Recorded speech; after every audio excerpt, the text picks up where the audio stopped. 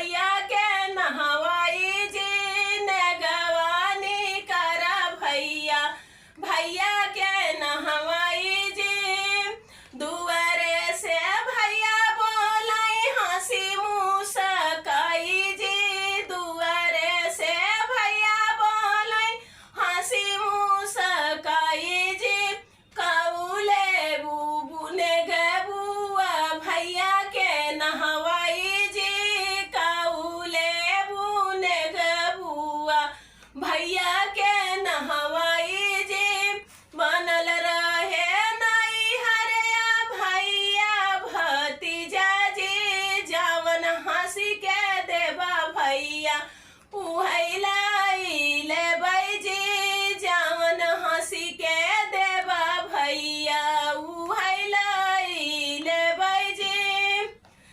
धन्यवाद। ये रहा नहान गीत। सब्सक्राइब करना, एक बार लाइक करना, बार बार कमेंट में जरूर बताना गीत कैसा लगा। मैं आपकी सुमित्रा।